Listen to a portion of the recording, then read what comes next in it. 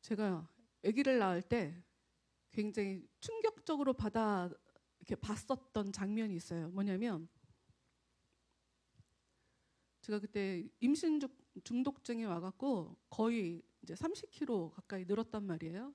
근데 저는 이제 첫 번째 아기니까 이게 그렇게 위험한 건 줄 모르고 아기 가졌으니까 살찌는 게 당연하지 라고 했어요. 그래서 아무 문제의식 없이 그냥 병원을 다녔는데 예정일이 돼서 큰 병원으로 가야 된다는 거예요. 자기들이 해줄 수가 없다는 거예요. 그 전까지는 임신 중독증이라는 얘기도 안 해줬었는데. 그래갖고 이제 병원을 가서 오후에 들어가서 이제 저녁을 지내고 있는 중이었는데 분만실 안에는 저 말고도 여러 산모들이 있잖아요. 근데 그 중에 한 산모가 갑자기 진통을 하더라고요. 그런데 10분도 안 돼갖고 아기를 낳는 거예요. 그래갖고 제가 뭐야?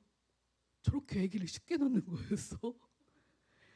나는 그동안 드라마를 보면서 땀을 삐질삐질 흘리며 아기 낳기 전에 내 신발을 한번 보며 사각에서 보통 그런 게 많이 나오니까 원래 목숨 걸고 아기 낳는 게 아니었어?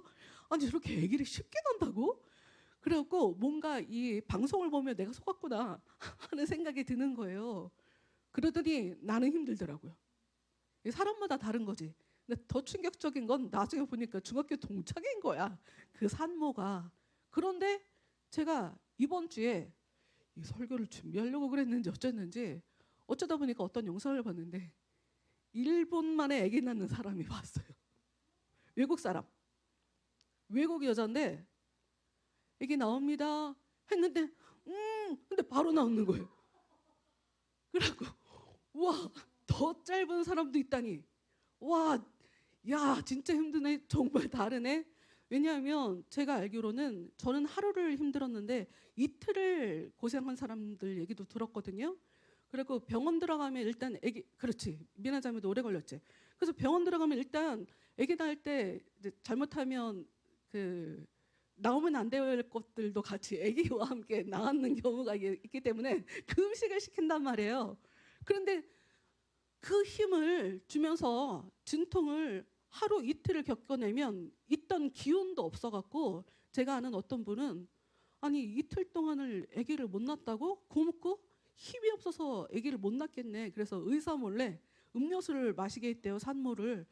그런데 그거 먹고 아기를 진짜 낳아서 그분은 계속 내가 그 산모한테 음료수 먹여서 그 힘으로 아기 낳게 했다고 그 얘기를 계속 했던 그런 분도 있어요. 아기를 낳을 땐 그렇죠. 성경에도 보면 은혜를 받은 사람들이 아기를 쉽게 낳는다라고 하는 장면이 사실 나와요. 나와요. 뭐 그런 거 갖고 시험 들 필요 없어요. 사람마다 다 다른 거니까, 다른 삶을 사는 거니까 신기하고 부럽긴 하지만 어찌됐건 해산, 아기를 낳을 때 진통 없이 낳는 경우는 없어요. 저 같은 경우에는 제가 연년생으로 아기를 셋을 낳았잖아요. 원래 자연분만으로 낳으면 아기를 갈수록 쉽게 낳아요. 그런데 저는 첫째 때 그냥 수술해서 낳았기 때문에 둘째 때도 셋째 때도 쉬울 줄 알았어요. 그런데 둘째 낳고 나니까 아기 낳고가 아니라 아기 낳기 직전에 아픈 게 아니라 낳고 후배가 하루를 아프고 셋째 낳고는 이틀을 아프더라고, 후배가. 그러니까 진통이 먼저 오는 경우가 있고 그냥 늦게 오는 경우가 있지 진통 없이 아기 낳는 경우는 없어요. 다시 얘기했지만 제가 봤었던 그 충격적인 1분 만에 아기를 낳았던 그 영상은 여러분이 그냥 검색해 보시면 찾을 수 있으니까 여러분이 보시고 사람마다 다 다른 부분이지만 어찌됐건 진통 없이 아기 낳는 경우는 없다라고 하는 것만 정확하게 기억하시면 돼요. 이게 왜 중요하냐? 21절 말씀. 오늘 함께 읽은 요한복음 16장 21절 말씀 읽어볼게요. 출산하는 여인에게는 출산할 때에 고통이 있다. 그러나 아이를 낳으면 여인은 아이가 세상에 태어난 것이 너무 기뻐서 그 고통을 잊어버린다. 여러분 지금 이 상황은 어떤 상황이냐면 우리가 몇 달 동안 계속 하나님께서 믿는 자들에게 가지를 맺지 못하는 열매를 맺지 못하는 가지는 잘라버리고 열매를 맺는데 좀 부실하게 잘 맺지 못하는 나무들에게는 열매를 잘 맺게 하려고 또 잘라버리는 가지치기 하는 것에 대해서 계속 얘기를 했어요. 그러니까 다르게 얘기하자면 우리가 하나님의 말씀대로 살게 하기 위해서 하나님은 우리 삶에 어려움을 준다는 거예요. 그래서 너희들은 나보다 큰 존재가 아니잖아. 예수님이 얘기하는 거예요. 제자들에게. 너희들은 나보다 큰 존재가 아니잖아. 제자가 선생보다 클 수는 없잖아. 그래 너희들도 삶에 고통이 따라올 거야. 라는 이야기를 하기 위해서 해산하는 여인의 고통을 지금 얘기를 하고 있어요. 출산하는 여인의 고통. 잘 봅시다. 예수님이 지금 십자가에 걸어가시는 길은 예수님이 출산하는 과정인 거예요.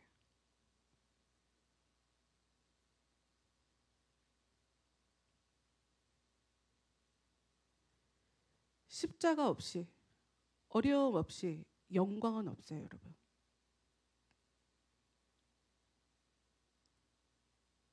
스트레스 안 받고 살 수 있는 사람은 없어요. 하루아침에 하나님의 뜻이 무엇인지를 정확하게 알아서 하나님이 딱 맞는 답을 써서 제출할 사람은 아무도 없어요. 그럼 우리는 전부 다 삶 속에서 출산하는 고통 겪으면 살 거예요. 좀 다르게 얘기해 볼게요. 지금 여기 출산하는 건 예수님이 출산을 하는 거를 얘기하고 있지 않습니까? 라고 여러분이 나한테 질문할 수가 있어요. 근데 문제는 뭐가 문제냐면 바울도 이걸 가지고 나중에 얘기를 하는데 바울이 내가 너희들을 볼 때 내가 해산하는 어려움이 있다라는 이야기를 해요. 다시요. 여러분 우리는 전부 다 예수님께서 가시고 난 이후에 예수님의 제자들은 어떤 일을 했습니까? 예수님의 제자들을 만들어냈어요. 그래서 예수님의 제자들을 하나님의 뜻대로 살게 하기 위해서 해산의 고통을 겪었던 것처럼 예수님의 제자들도 더 많은 예수님의 제자들을 만들어내기 위해서 해산의 고통의 과정을 겪어냈어요. 그럼 우리는 어때요? 우리도 마찬가지예요.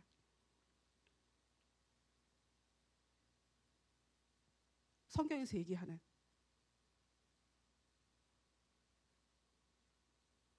다시 얘기하면 로마에서 이런 부분을 8장 가면 3장 가면 말씀을 하고 있는데 어떤 게 있냐면 하나님은 범죄자인 우리를 죄인인 우리를 구원해 가는 과정에서 긴 시간 혼내지 아니하시고 기다리심으로 자기의 의로움을 드러내셨대요. 다시요. 이 얘기가 어려울 수 있어요. 뭐냐면 하나님은 영이신 분이고 하나님은 지금 바로 판단하시는 분이에요.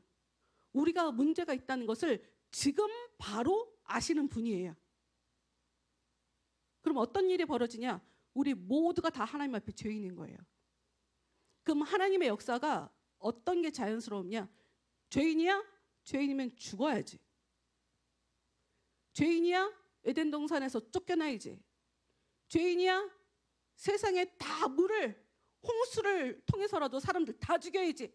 이게 하나님이 세상을 운영해 가시는 하나님의 정의를 실현해 가시는 하나님의 방법이라고요.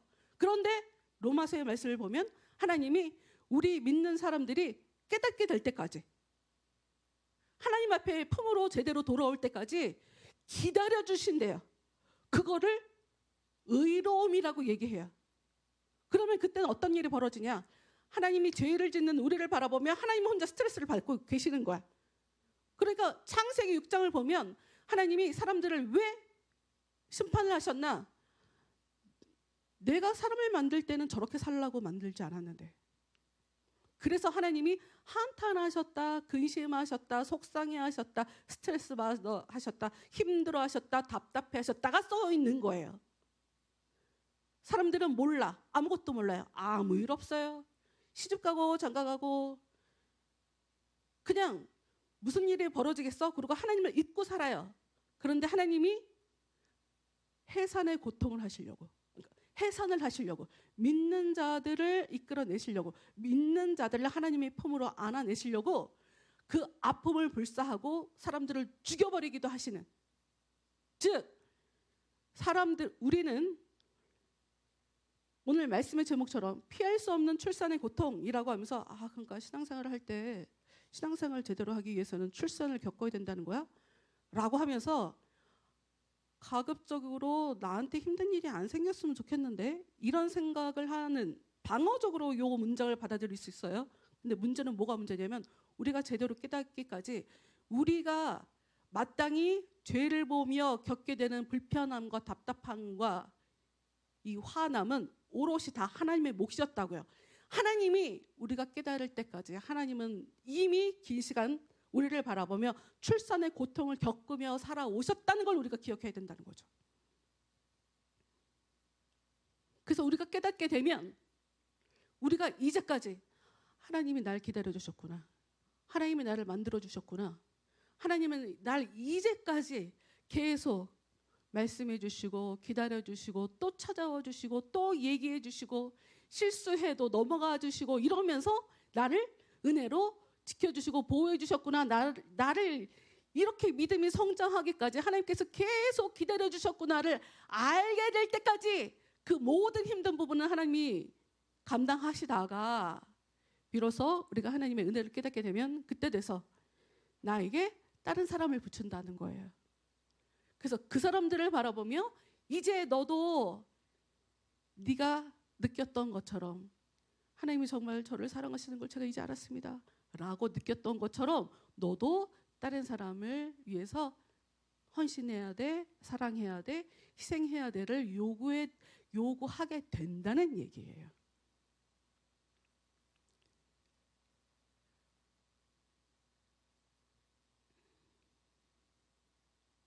(21절) 다시 봅시다. 21절. 출산하는 여인에게는 출산할 때 고통이 있다. 예수님이 출산 얘기를 하면서 너네가 앞으로 힘들 거야 라는 이야기를 하지만 사실은 지금 나에게 고통이 있어. 나는 너희를 위해서 출산하고 있거든. 고통하고 있거든. 해산하는 중이거든. 그래서 더 힘들 거야. 나는 죽으러 갈 거야. 지금 이 얘기를 예수님께서 지금 하고 있는 중이죠. 그러나 아이를 낳으면 여인은 아이가 세상에 태어난 것이 너무 기뻐서 그 고통을 잊어버린다. 성경은 얘기해요.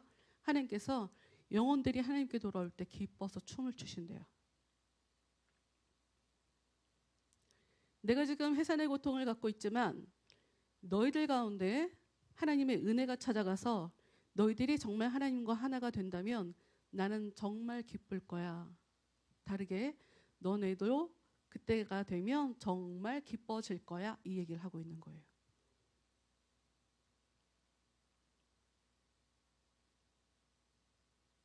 우리가 하나님을 바라보고 하나님 안에서 하나님을 받아들이고 성령의 그 은혜 안에서 살아갈 때 그게 바로 예수님을 기쁘게 해드리는 거고 그것을 통해 내 마음에 기쁨이 넘쳐 흐르게 된다.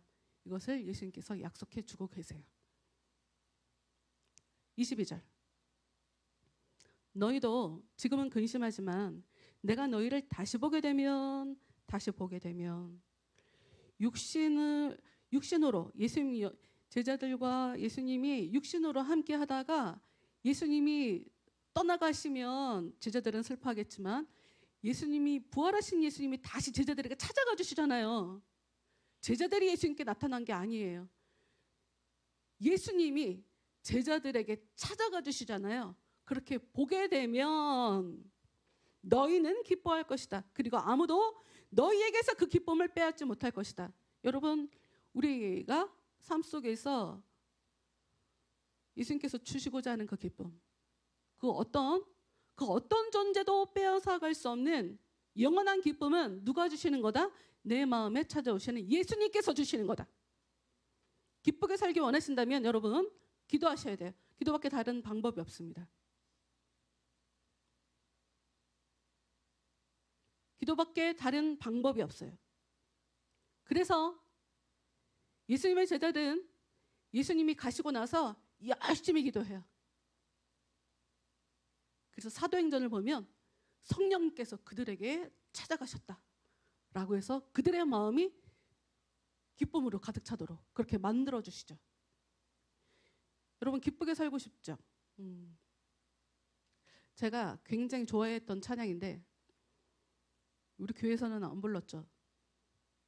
근데 제가 그 찬양을 부를 때마다 나 진짜 나 정말 좋은데, 나는 원래 되게 울던 여자였는데, 난 울면서 살던 여자였는데 예수님이 나한테 은혜를 주니까 왜 이렇게 너무 기뻐, 너무 행복해 이러면서 내 마음을 가득 채운 주 향한 찬양과 사랑 어떻게 표현할 수 있나, 이 찬양을 되게 좋아했거든요. 너무 행복해서. 근데 그 찬양을 할 때마다 제가 막 사람들한테 질문하고 싶은 거예요.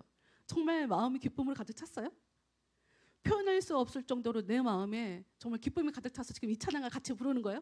나는 이런 기쁨이 있는데 이거 어떻게 내가 표현할 길이 없네? 정말 그 생각을 하면서 그 찬양을 불렀던 경험이 있어요.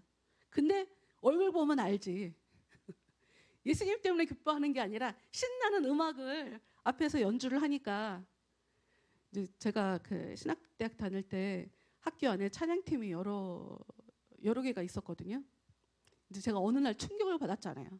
뭘 충격을 받았냐면 제가 속한 우리 팀은 그 팀은 콘서트 하는 것 같던데? 이런 얘기를 하는 거예요. 그래서 우리는 예배팀인데 우리에게 왜 콘서트를 한 것 같다고 얘기를 하지? 하고 보니까 우리 팀 애들이 실력이 다 좋아. 실력이 다 좋아갖고 조금 음악적 퀄리티를, 은혜가 있으면 퀄리티가 있어야지. 은혜가 있으면 실력이 있어야지. 너무 당연한 거죠. 그래서 연습을 정말 많이 했고, 우리가 좀 부족하면 다른 연주자들을 데리고 와서 같이 연주를 하기도 하고 그랬었어요. 그때 사람들이 볼 때는 그거를 콘서트라고 생각을 했던 거예요. 그래서 그럴 의도가 아니었는데 또 그렇게 바라보기도 하구나. 그래서 어느 날은 제가 피아노 하나만 갖고도 연주한 날이 있었습니다. 피아노 하나? 그래, 콘서트 하는 것 같아? 그럼 피아노 하나만 갖고 해주지. 이런 날도 있었거든요. 성경은 약속해요. 우리들에게 뭘 약속하냐면 하나님은 너희들에게 기쁨을 주고 싶어 해. 근데 방법이 뭐라고요? 기도밖에 없다. 좀 더 읽어볼까요? 23절. 그때에는 너희가 내게 아무것도 구하지 않을 것이다. 내가 너희에게 진리를 말한다. 너희가 내 이름으로 아버지께 무엇이든지 구하면 그분이 너희에게 주실 것이다. 여러분, 무엇이든지 구하면 그분이 너희에게 주실 것이다. 근데 여기서 우리가 이 말씀을 읽으며 어려운 부분이 있죠. 뭐가? 나는 기도를 열심히 하는데 내 기도는 왜 응답이 안 될까? 여러분, 저도 한 가지 기도를 가지고 몇 년씩 한 그런 기도들이 있어요. 그리고 제가 교회 부흥에 대해서 전혀 관심이 없는 거 아니에요. 계속 기도해 오고 있어요. 그런데 우리한테 함정이 뭐가 함정이냐면 17절을 한번 볼까요? 16절부터 봅시다. 예수님께서 조금 있으면 너희가 나를 보지 못할 것이고 또 조금 있으면 나를 다시 볼 것이다 라는 예수님이 얘기를 했어요. 그때 예수님의 제자들이 이렇게 얘기합니다. 17절에 예수님의 제자들 중 몇 사람은 서로 이렇게 말했습니다. 주님께서 조금 있으면 너희가 나를 보지 못할 것이고 또 조금 있으면 나를 다시 볼 것이다 라고 말씀하시고, 근데 대체 대관절 무슨 뜻일까? 조금 있으면 이라는 뜻이 대체 무슨 뜻일까? 라고 질문을 했어요. 그리고 18절 또 그들은 주님께서 조금 있으면 이라고 말씀하셨는데 그분이 하신 말씀은 도대체 이해할 수가 없어 라고 얘기를 했어요. 그랬더니 예수님이 질문을 해요. 19절에 예수님께서 제자들이 자기에게 물어보고 싶어 한다는 것을 아시고 그들에게 말씀하셨습니다. 내가 조금 있으면 너희가 나를 보지 못할 것이고 또 조금 있으면 나를 다시 볼 것이다 라고 한 말 때문에 너희끼리 서로 묻느냐? 20절. 내가 너희에게 진리를 말한다. 너희는 울며 애통할 것이나 세상은 기뻐할 것이다. 너희가 슬퍼할 것이지만 너희의 슬픔은 기쁨이 될 것이다. 무슨 얘기냐면 은혜가 올 때까지 우리의 기도는 조금 있으면이라는 시간을 견뎌야 해요.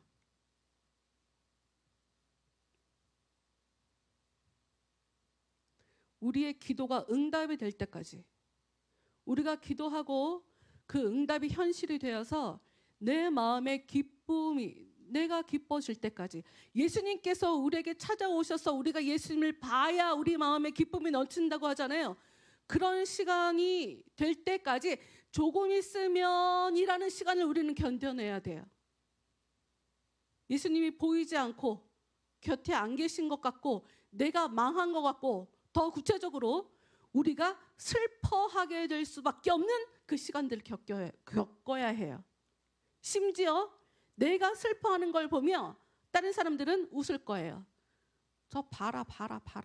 교만하더니 아주 그냥 자기 혼자 하나님 아는 것 같이 저렇게 오만하게 살더니 저렇게 하나님이 벌을 주시고 계시는구나. 세상은 우리가 믿음으로 살 때, 우리가 예수님께 구할 때 그들은 절대로 우리를 이해하지 못하기 때문에 우리를 비웃고 우리를 바라보며 웃을 거예요. 기뻐할 거예요. 그런데 결국은 어떤 일이 벌어져요? 20절 마지막에 너희가 슬퍼할 것이지만 너희의 슬픔은 기쁨이 될 것이다. 슬픔이 기쁨이 되는 거지 내가 너희에게 기쁨을 넣어준다가 아니에요. 기쁨이 오기 전에 반드시 슬픔이라고 하는 과정을 겪게 된다. 기억하세요.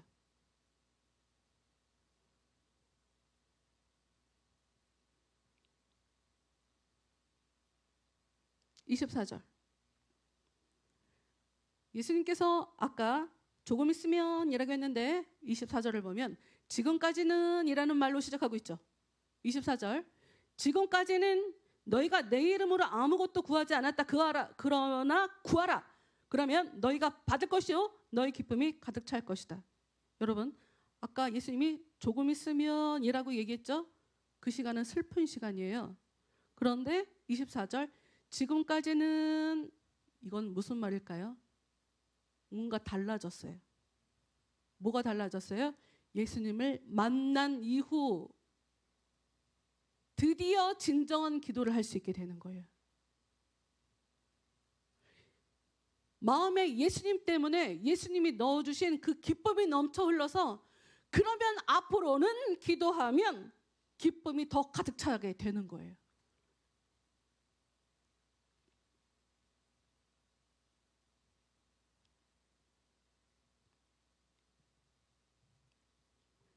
(25절) 읽어볼까요? 내가 지금까지는 이것을 비유적인 말로 너희에게 말하였지만 더 이상 비유적인 말이 아니라 아버지에 관하여 명확한 말로 너희에게 말할 때가 올 것이다. 재밌는 거 답을 먼저 얘기하자면 분명히 예수님이 말할 때가 올 것이다 라고 얘기했는데 이 사람들은 예수님 말 이해하지 못하고 이해했다고 또 착각을 하는 얘기가 또 뒤에 참 나오는데 여기서 중요한 건 뭐 착각했다는 게 중요해요. 여러분이 요런 이 글자 말은 어려워서 이해하기 어려우니까 글자를 이해하지 마시고 예수님 말을 또 이해 못하고 제자들이 또 헛소리했구나. 그냥 요 정도만 생각하셔도 될 것 같아요. 26절 그날에 너희가 내 이름으로 아버지께 구할 것이다. 내가 너희를 위하여 아버지께 구하겠다는 말이 아니다. 여러분, 예수님이 내가 입 다물고 있는데 모든 걸 다 해결해 준다고 써있지 않죠. 너가 나만 믿고 있으면 내가 너희 위해서 모든 걸 다 해줄게 라고 써있지 않죠. 내가 너희를 위해서 기도할 거 아니야. 너희들이 너희들 입으로 직접 얘기해야 돼 라고 얘기하죠.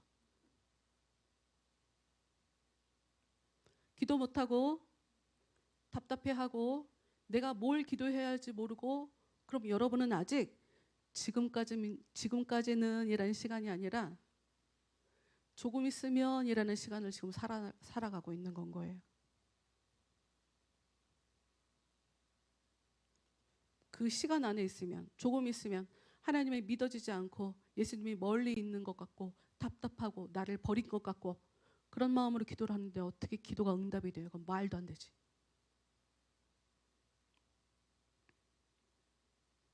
27절. 너희가 나를 사랑하고 내가 아버지께로부터 왔음을 믿었기 때문에 아버지께서 친히 너희를 사랑하신다. 이야기를 하고 예수님의 이름으로 기도를 하고 예수님이 주신 그 믿음 때문에 마음의 기쁨이 넘치고, 이게 무슨 뜻이라는 거예요? 하나님께 지금 사랑받고 있는 중이라는 거예요. 그래서 그런 사람의 이야기를 하나님께서 듣고 응답해 주신다는 얘기예요. 기도가 쉬워요? 절대로 쉽지 않아요. 기도를 안 해봤잖아. 제대로 안 해봤잖아, 기도를. 근데 어떻게 기도가 쉬워요? 우리는 기도 못하는 체질이에요. 우리의 뇌는 기도를 못하는 체질이라고. 그리고 기도 문장으로 하나님 저는 이걸 원합니다 이렇게 말하는 것도 말하기가 되게 어려울 정도로 예수님이랑 나랑 사이가 대면대면하다고 지금. 근데 어떻게 내 마음에 기쁨이 넘쳐요? 근데 예수님은 계속 기쁨을 준다고, 내가 너한테 기쁨을 줄 거라고, 내가 너한테 평안을 줄 거라고 계속 약속해 주시니, 그러니 나는 더 답답해지지. 26절. 아니 26절이래. 28절. 내가 아버지를 떠나 세상에 왔으니 이제 세상을 떠나 다시 아버지께로 돌아간다. 제자들이 볼 때는 갑자기 3년 동안 우리의 지도자이셨던 예수님이, 심지어 예수님 보면 대단한 분이잖아요. 예수님의 말 한마디에 막 물이, 그 풍랑이 잠잠해지고 5,000명이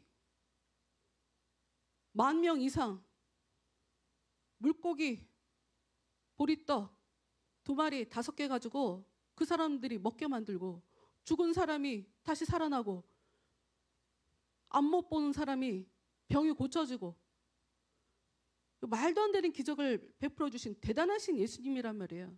그래서 여태까지 예수님만 믿고 따라왔는데 예수님께서 가셨어요. 예수님의 제자들 입장에서는 겁이 나죠. 무섭죠. 더군다나 유대 지도자들이 예수님을 죽이려고 해서 계속 죽이려는 시도를 했다가 예수님이 가시고 나면 이제 우리도 죽겠구나, 그 생각을 예수님의 제자들이 안 하겠습니까? 당연히 하죠. 그러니 예수님이 가신다는 말 자체가 예수님의 제자들 입장에서는 뭔가 믿고 지지하고 내가 의지했던 그런 존재 하나가 사라지는 거니까 얼마나 겁이 나요. 그런데 예수님 뭐라고 얘기하세요? 이게 순리다. 이게 의라고 얘기하는 거예요. 우리가 생각하는 옳은 것은 예수님 우리를 지켜주셔야죠. 우리를 책임져 주셔야죠. 우리 대신에 우리 어려움을 다 책임져 주셔서 우리의 마음이 편안하게 해주셔야죠. 이건 우리가 생각하는 의예요. 우리가 생각하는 옳음. 근데 예수님이 생각하는 옳음은 너희들이 힘들겠지만 내가 떠나가는 게 너희들한테 도움이 되는 거야. 나는 하나님 뜻대로 내 길을 가는 거야. 이것에 대해서 슬퍼하면 안 돼 라는 얘기를 지금 하고 있는 거예요. 이것에 대해서 겁내면 안 돼 라는 얘기를 하는 거예요. 29절. 그때 제자들이 말했습니다. 이제는 주님께서 우리에게 분명하게 말씀하시고 비유적인 말을 하나도 사용하지 않으십니다. 우리가 이제서야 주님께서 모든 것을 알고 계신다는 것을 깨달았습니다. 여러분 지금 예수님의 제자들이 뭔 얘기를 하고 있어요? 예수님의 얘기를 정말 이해하고 저 이제야 깨달았어요 라고 얘기한 걸까요? 아니요. 깨닫지 못했어요. 깨닫지 못했는데 저 이제 알았어요 라고 얘기해요. 이들은 앞으로 이들이 생각하지도 못했던, 상상하지도 못했던 예수님의 사역을 더 경험하게 돼요. 이 말씀의 뜻이 무엇인지 지금 당장은 내가 깨달았어요 라고 얘기하고 있지만, 그럼에도 불구하고 이들은 앞으로 더 많은 예수님의 역사와 예수님의 말씀이 얘기하시는 것이 과연 대체 무슨 뜻이었는지 이제서야 깨닫는 일이 10년 후, 20년 후, 30년 후, 40년 후에 일어나는, 여러분 우리가 지금 안다는 거, 우리가 하나님에 대해서 안다고 생각하는 거, 하나님이 이러겠지. 내가 기도한다고 들어주시겠어. 내가 그래도 평소에 내가 잘못 신앙생활 내가 똑바로 못했는데 내가 기도 몇 번 한다고 뭐 예수님이 내 기도를 들어주시겠어? 이것도 여러분이 예수님에 대해서 안다고 착각했기 때문에 하게 되는 생각이에요. 예수님이 직접 가르친 예수님의 제자들도 예수님의 얘기를 끝까지 이해 못했어요. 근데 여러분이 대체 뭐길래 여러분 스스로 하나님에 대해서 통박 재고 예수님에 대해서 안다고 생각하고, 그래서 미리 실망하고 미리 걱정하고 미리 염려하고 왜 그렇게 사십니까? 기도하면 된다잖아요. 기도를 열심히 하세요. 기도 안 하면서 스트레스를 받으면 그거는 무지하기 때문에 그렇게 사는 거예요. 기쁨이 충만해지는 방법을 가르쳐 주신 거잖아요. 기도해. 기도하면 내가 너한테 찾아갈 거야. 그럼 너는 기뻐질 거야. 이게 예수님의 약속이에요.